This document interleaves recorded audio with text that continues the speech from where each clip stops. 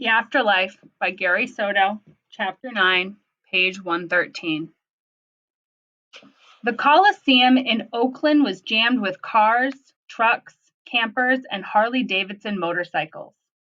Small barbecues were fired up, sending spirals of smoke into a sky lit by banks of lights.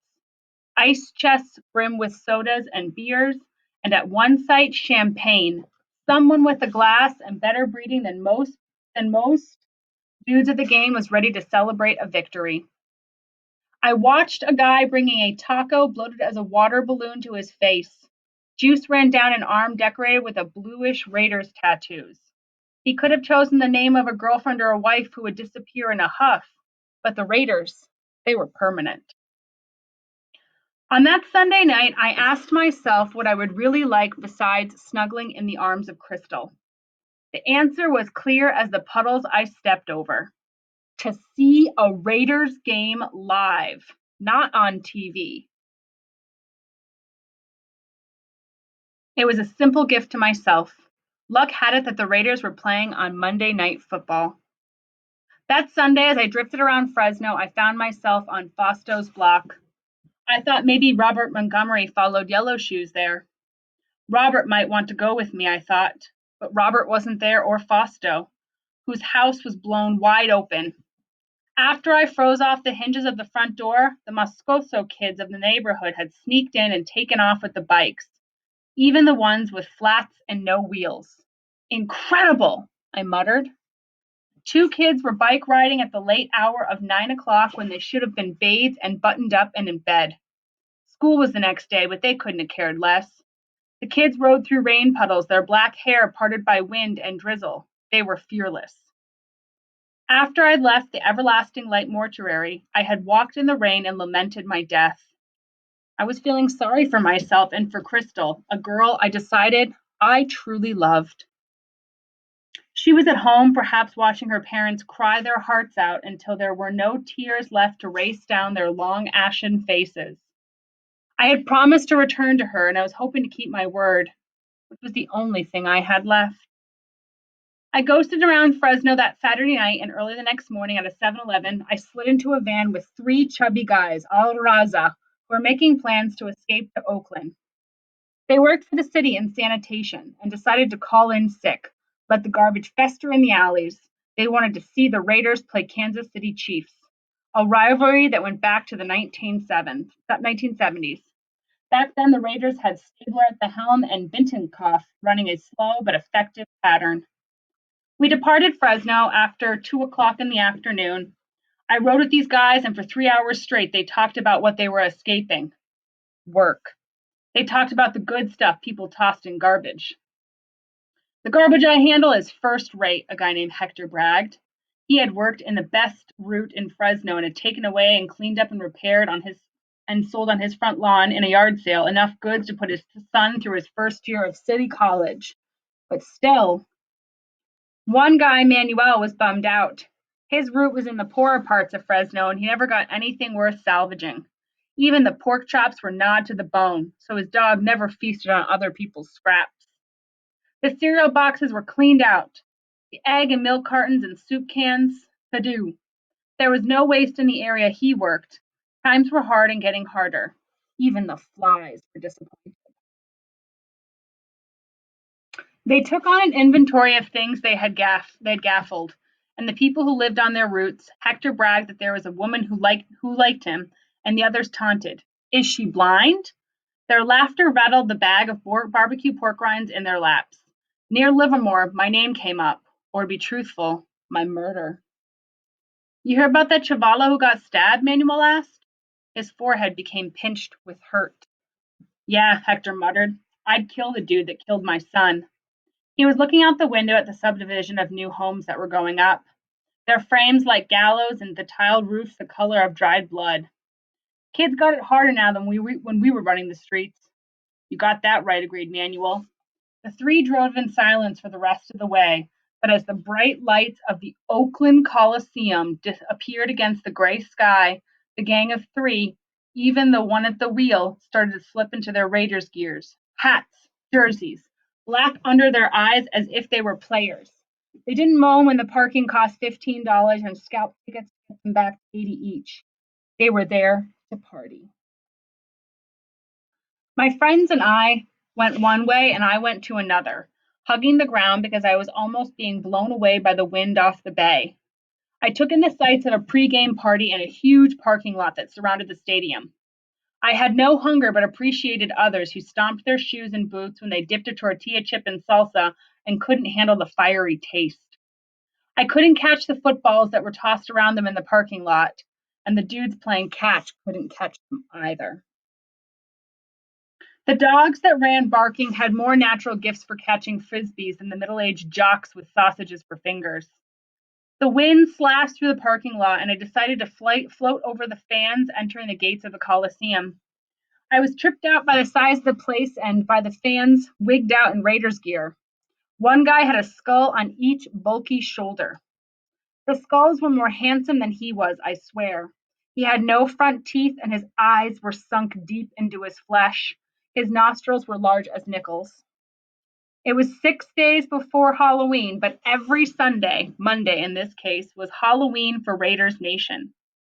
Everyone wore black, and almost everyone made a fashion statement with masks, skulls, chains, shields, teeny spears, bloody body plates of rippled muscle, flags, the whole 9 yards, as my dad would say. If you came dressed in a simple sweater, you were out of place. If you had manners, you might as well go home. I found myself a front row seat. The Raiderettes were doing a routine to a song I couldn't place. I thought of Crystal, a former cheerleader. If she'd been at my side, she would snarl at the Raiderettes and maybe jealously call them a name or two. I would call them sweet or hot, the vocabulary of a 17-year-old boy. How else was I supposed to respond? That is sweet, I said to myself when the Raiders won the toss and chose to receive the kickoff. The Chiefs lined up and kicked off, and the game began with a fumble. The fans moaned, but none booed. Only 16 seconds had been chewed off the clock. What was the big deal, the fans thought. But the Chiefs, 3 plays later, scored on a quarterback keeper. A guy, chest bare and face painted black and white, raced down the aisle and roared next to me, "That call sucks!" He was practicing for the bad calls the refs would make. He bared his feelings again when security escorted him out. I realized that because I was invisible, I could move down to the bench where the players were gargling on Gatorade and being taped by assistants. "Tonto," I scolded myself, "get down there on the field." I dived from the stands and was picked up by the wind that swirled burger wrappers. I sailed and hung over fans in primo seats, the ones close to the field that cost a fortune, before landing a few feet from the Raiders' head coach, who was rolling a lifesaver in his mouth. He was taller than imagined and suddenly angry as he slapped his clipboard on his thigh. He crunched the lifesaver into sweet dust. His brow furrowed as the offensive coordinator up in the booth called a play. However, the head coach vetoed that play and called his own, his hand in front of his face. But I picked up his body language. It was a running play because his arm went right to his chest as if he were huddling the rock. I was right. The running back gained 6 yards on a straight ahead play that was all power and grit. The running back jumped up and ran off the field because his shoe had kicked off. Then I looked down at where my feet should have been. They were long gone, as were my legs. My arms had vanished too. My favorite part of my body, my abs, was going fuzzy. I tried to wipe out this sour image of myself. I was there to see the Raiders win. "Come on, guys," I crowed. They adjusted their jocks and helmets and stuck their mouthpieces back into their chops. They held hands in the huddle, and there was nothing girly about that. Even from the sidelines, I could see that they were huge and they would have had trouble getting into Uncle Richard's Honda. I gazed up at one of the booths where the offensive coordinator was making calls. What a job, I thought. I sized up the cheerleaders, pom-poms flailing who were dancing to the Stones' "Start Me Up." I even liked the goofy guy in the stands shouting popcorn. I would have loved that job, or even the job sweeping up popcorn that didn't make it into fans' mouths. No telling what I would have found after I swept up after one long drunken party. I drifted out onto the field. Who was there to stop me? After a field goal, the Raiders were stopped on the 17-yard line, and I sailed out to the center of the 50-yard line, which was already torn up by spiked shoes. I hovered near the kicker as he squeezed the football and placed it on the upright. I turned and scanned the sidelines where the players, exhausted from the last play, were bent over and breathing, their white breath hanging in the autumn sky. And it was a lovely sight seeing a player throw up. Where else could I witness a player playing all his guts out? I turned back as the kicker sent the ball. It sailed into the lights and it seemed to hang on the roar of the crowd. And it tumbled end over end, and the defensive team, helmets lowered, started a fearless charge up the field. I flew with them, eyes wide open for at least 10 yards. I blinked, however, when a chief with bloodshot eyes and hot snot blowing from his nostrils ran right through me. If I had been flesh and bone, I would have been out for a long time. These guys could hurt. Even their looks stung, and especially the slashing fury in their eyes. A ref whistled, threw a yellow flag in the air, and called a foul by the Raiders. The 15-yard penalty had the culprit, hands on hips, wagging his head at the injustice of being picked on. But I saw him smiling, his helmet barely fit into his large head. He fit his mouthpiece back in, and he was ready for more of the same. I huddled with the Raiders.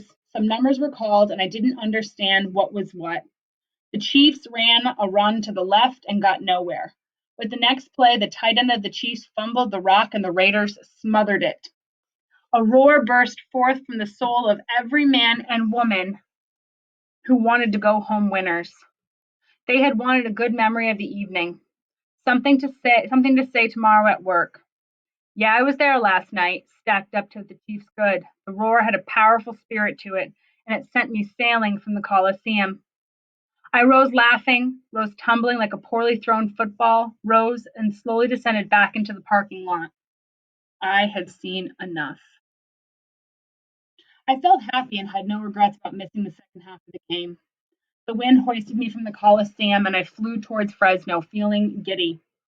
Over the Altamont Ridge, two geese appeared out of nowhere and were winging at my side. We flew in formation, with me at the lead by a couple of feet. "You're cool birds," I praised, and they honked at me. The geese were sleek and long necked and beautiful to watch because at times they would dip into the darkness of night only to reappear when we passed over the lights of many farms we passed. How they could find me, a ghost, was a mystery, but they flew at my side, guiding me home. Fresno was 100 miles away, too long for me to fly, and I got as far as Los Banos before I tired and said goodbye to the geese who continued their flight south. There, at 10 at night, I hooked a ride with a gray-haired husband and a wife and listened to religious music all the way back to Belmont Avenue. I lolled in the back seat of the car, which not only obeyed the speed limit, but crawled to Fresno. They were so slow. The wife, Dolores, opened up a thermos and poured hot coffee into its red plastic lid. The husband thanked her with a smile, and I had to smile. There was a perfect marriage. And there was music that blessed our journey, for it seemed every other word sung was Jesus.